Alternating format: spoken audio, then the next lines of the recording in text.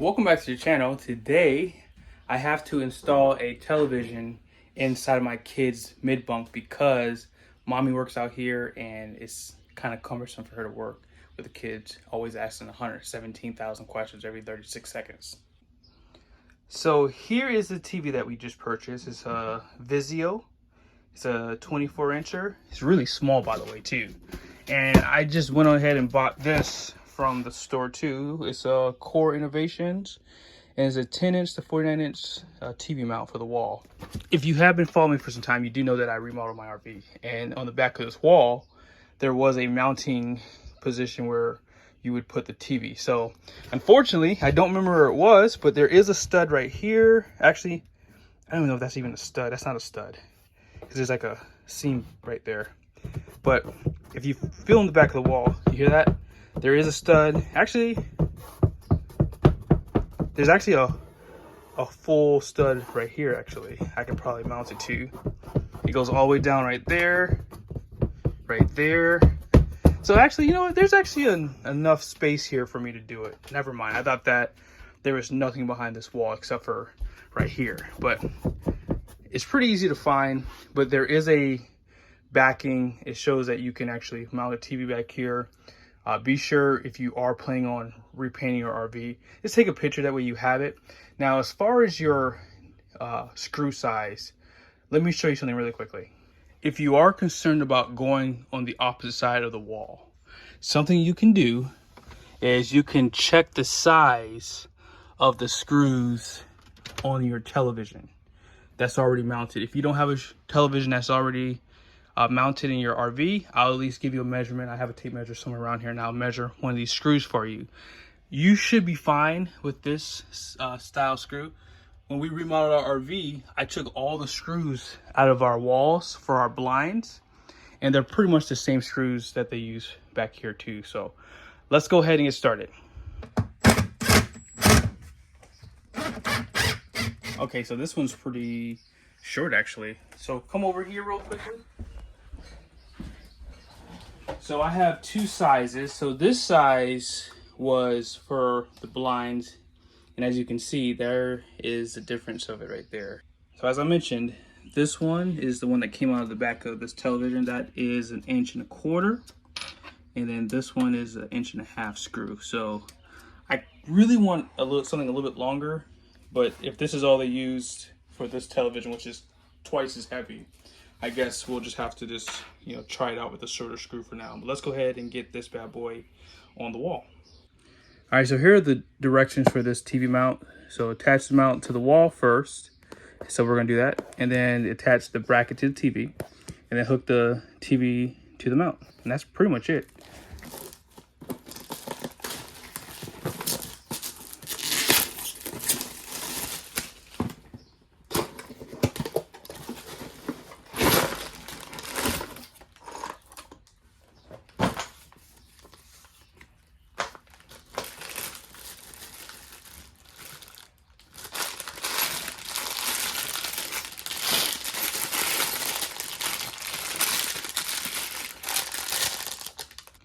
I'm back at the drawing board again. I'm looking at these screws. I'm like, my kids are going to be the ones using this television more than I will. And although my kids are pretty gentle, they're still kids, right? So I don't think that this is going to be enough to hold this in there for them, especially with an RV going down the road. Because with this television, as you guys can see, they have a pretty thick piece of wood back here. So I think I'm going to try to find some wood that we can put on that wall. I'm going to have to bolt it in there, and then I'm going to have to bolt this to that. And then I can maybe use these longer screws. That way I know for sure that this won't come off the wall. So if it doesn't work, I'll just roll with these smaller screws, and then we'll just go from there. But just give me 1 second. Let me think about this for a moment. So I found a 3/4 inch thick piece of wood here, and what I'm going to do is I'm going to put 4 screws on each corner, and then we're going to mount the TV mount right here in the center of it. And I do have this small little leveler. It's a Ryobi. It does have like an LED light, but its battery's been dead for a long time, so all I need is it just to make sure that it's nice and level. So I'm going to put it up top, And I'm gonna just turn it a little bit right there. That's perfect. A little bit more that way. So that's pretty much level right there. And I'm gonna go ahead and put the rest of the screws in.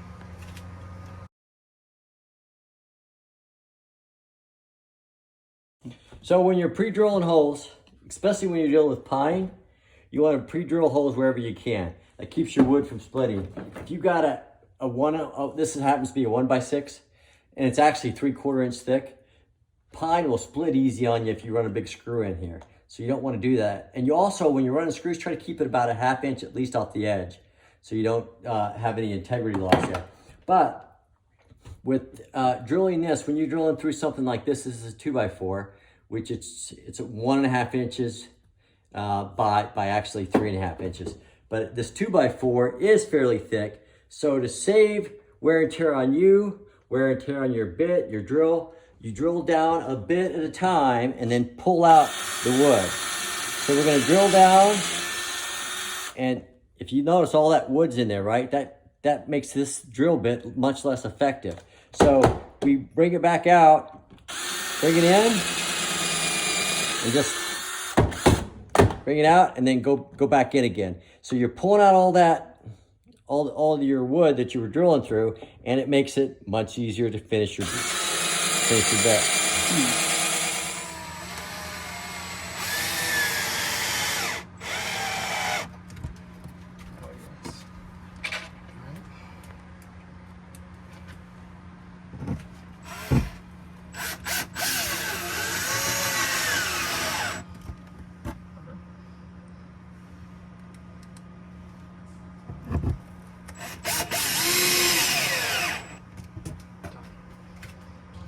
So what I'm going to do is I'm going to let this go through the wall kind of like halfway.